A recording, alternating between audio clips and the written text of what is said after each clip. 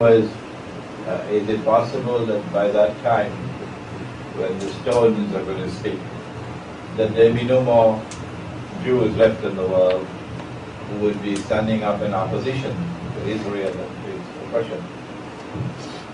I think it will be good strategy and wisdom on our part, and it will be pretty beneficial to us to speak hopefully, speak positively, to recognize that there are Jews in the world today who do stand up to oppression and who do condemn Israel, and to express the hope that these will continue until that time when Israel is sent back to the garbage bin. I don't think I'm being quoted correctly here. I never said anything like that.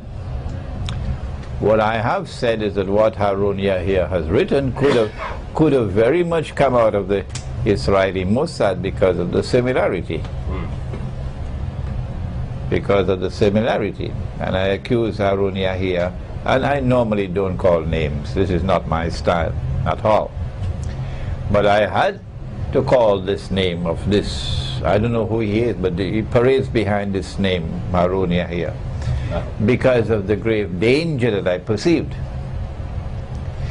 In his book on Imam al-Mahdi and the end times, I think he wrote 100 books in order to be able to put out this one.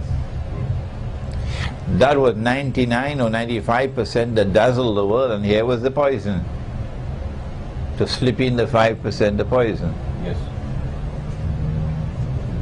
That when Nabi Isa alayhi salam returns, as Muslims believe that he will return, that the Prophet has prophesied that he will return alayhi salatu wasalam, that the Jews would believe in him and the Christians would believe in him. La yu'minanna bihi qabla mawti, says the Quran.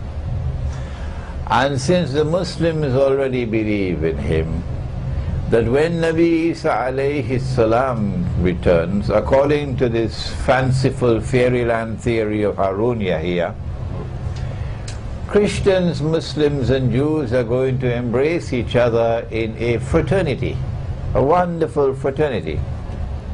And since we are going to be having this lovely fraternity of Christians, Muslims and Jews in the end time, why should we not do it now?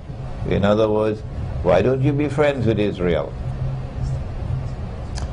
This is false. This is not the correct interpretation of the Quran. When Nabi Isa alayhi salam returns, I spoke in a synagogue in New Jersey before 200 Jews. And I quoted this verse of the Quran, that when he returns, you will have to believe in him. You don't have any choice in the matter. And when you do believe in him at that time, it will be of no benefit for you. For he will give evidence against you, and you go into the hellfire. I don't know where I got the courage from, but I still have that courage. But when the lecture was over, they surrounded me. I was surrounded by a whole sea of Jews. Of course, they never invited me again after that. But they wanted to know, why should we be forced to believe in something that we do not believe in, we reject? And my answer was that at that time the veils are going to be removed from off your eyes. And in the same way that when he was drowning, you know who I'm talking about, when he was drowning, he realized, I am not God. I am not God. And then he says, I now believe in your God, Banu Israel. Similarly, at that time you also will recognize that what you have been holding on to is falsehood. And what you have rejected and you have fought against and you have tyrannized and terrorized and oppressed, that is the truth.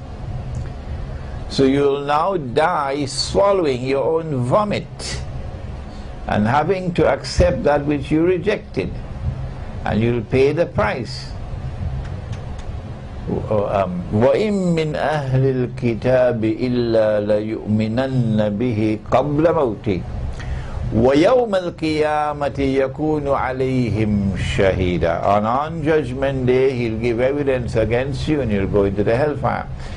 The actual event of the return of Nabi Isa alayhi salam is not a wonderful fraternity, but rather the divine punishment now coming upon those who have rejected the truth and who have stood on the side of the oppressor. Not all Jews and not all Christians are like that, no. And so instead of Harunya here talking about a wonderful fraternity, which is what the Mossad wants, he should quote the hadith. At that time the stones and the trees will speak. You'll never hear Harunya here quoting that hadith, no. And they say, oh Muslim, there's a Jew hiding behind me, come and kill him.